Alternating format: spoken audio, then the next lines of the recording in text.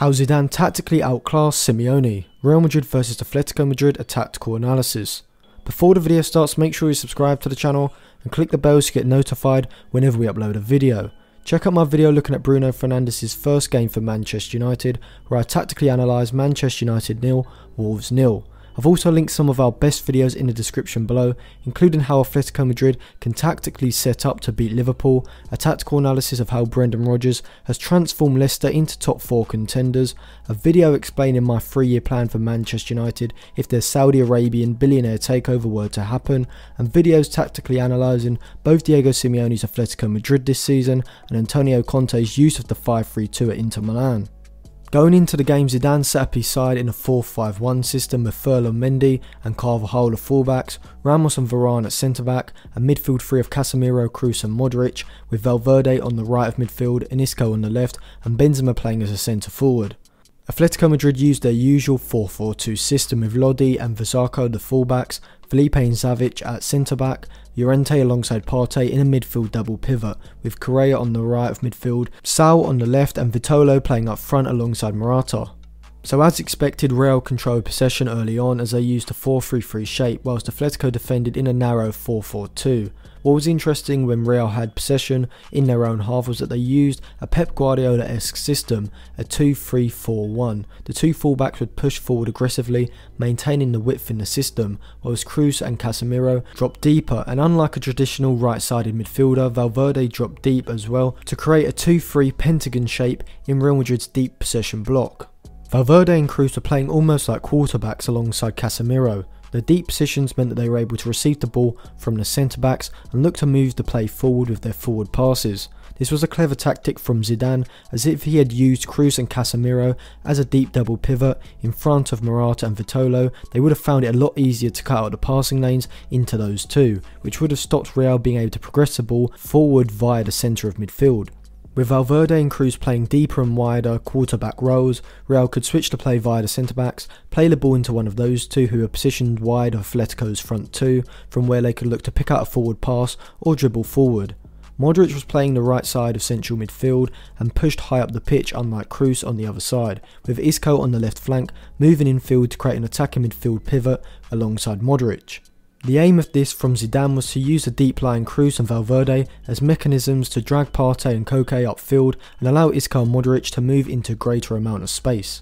The patterns of movement down Real Madrid's right side was also something interesting to look at, when Valverde would drop deep from the right flank, which is an unconventional movement from a wide midfielder. Lodi would be dragged infield and up the pitch, and Modric would make a wide run into the space created.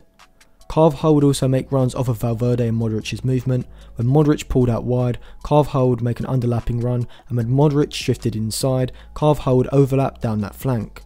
These patterns of movements were all about trying to drag Atleti players into unconventional positions in the hope that they would enable Modric and Valverde to get on the ball in space between the lines. Zidane was essentially using a 4-3-2-1, which was incredibly narrow, with both wide midfielders Isco and Valverde coming into narrow positions. This meant that Real Madrid lacked penetration in the final third, with a lack of runs from out wide, in behind the Atletico back line.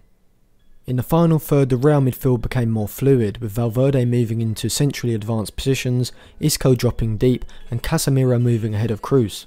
The 2-3 shape would transition to a 3-2 shape as there became less space directly in behind Partey and Koke as they dropped deeper, and all of the Real Madrid midfield were happy to interchange with each other, meaning that any player could pop up in any of those 5 narrow midfield positions. This fluidity did make it hard for Atletico to stop Madrid moving into the defensive third, but the lack of width and having a player who could beat a player out wide meant that Atletico were able to contain Madrid. The only way that Atletico were able to progress the ball forward was by getting it into Morata's feet and hoping he was able to turn and carry the ball up the pitch. This was because Madrid's trigger pressing was so effective.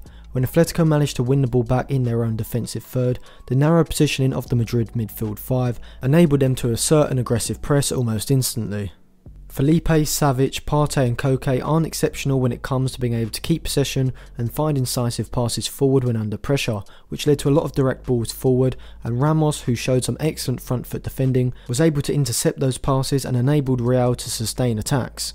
In the second half, Zidane recognised Madrid's problem stemming from the lack of advanced width and put both Vázquez and Vinicius on each flank. Both players were instructed to hold their wide positions until they got into the final third, as this would stretch Atletico's back line and give an option of a run in behind. Valverde was deployed in a more centrally advanced area, with Zidane hoping that as Atletico tired, their structured pressing shape wouldn't be as coordinated and space would appear for Valverde. Zidane's half-time changes proved to be an inspired move, with Vinicius staying wide rather than coming in field. The Atletico structured two banks of four was stretched. When Vinicius received the ball in the left flank, it forced Fazarko out of his right sided slot alongside Savic and allowed Mendy to overlap into that space, and his low cross found Benzema for the only goal of the game.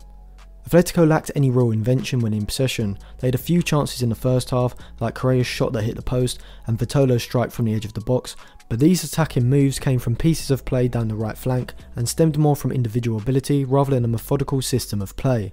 This is a massive weakness of Atleti. They are well structured when out of possession, but when they have the ball, they are over-reliant on Morata and Correa to carry the ball into forward positions. Another problem is that the team isn't set up to retain possession, which is why Real were able to win the ball back quickly and sustain their attacks. So overall, Zidane recognised that Madrid would have most success if they were able to get players like Modric and Isco in the space in behind the Atleti midfield. However, he was quick to adapt to the lack of penetrative runs in behind, stemming from the lack of advanced width, and his change at half time to put two natural wingers on who could stretch the pitch was the crucial moment in the match. For Atletico, it's much the same, well organised when out of possession, but when they have the ball, they seem to be over-reliant on individual players and don't have a system that allows them to progress the ball into attacking areas effectively. Thank you for watching. Remember to like and share the video if you enjoyed it, and subscribe to the channel for more videos like this.